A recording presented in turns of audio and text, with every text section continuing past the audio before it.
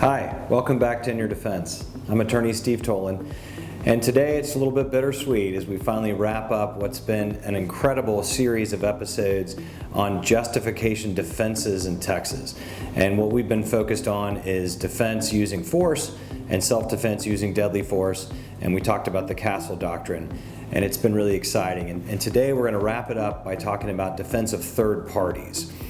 So in Texas, as you've learned no doubt by now, has some of the most expansive self-defense laws than you'll find anywhere else in the country.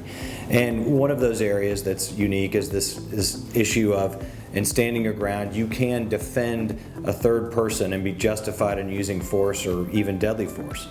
The rule on that's quite simple. So the rule in using justification and the use of force and defending a third party is that you step into their shoes. The fancy lawyer word for that is subrogate, but it doesn't matter. Essentially what we're talking about here is if the person that you're stepping in for, if he or she has a right to use self-defense, then you can step in for them and assert that same right. But the same rules apply. It needs to be immediately necessary. You could not have been the instigator. You can only respond proportionately with the force that was brought upon you. So if they push you, you can push back. If they exhibit a deadly weapon, then you can respond with a deadly weapon, and so on. But it gets really tricky. Over the years, the cases I've seen with defense of third party, they get complicated because really what it ends up happening is sometimes is a group fight. And so one of the cardinal rules of justification for self-defense is that once you defend yourself, you have to stop once the harm is kind of out of the way. Otherwise, the situation can often shift into then you become the primary aggressor, and a whole new line of inquiry can begin.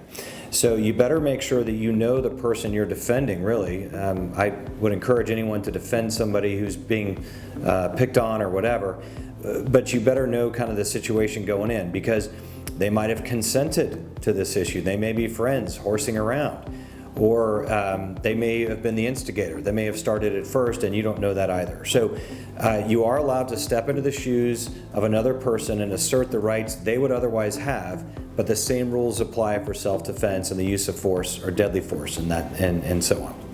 And that's really all there is to the defense of third parties here in Texas. I hope you have enjoyed this whole series of defense laws in Texas. As always, I encourage you to call me, Steve Toland, or call us here at Pekin Toland if you have any questions about those issues.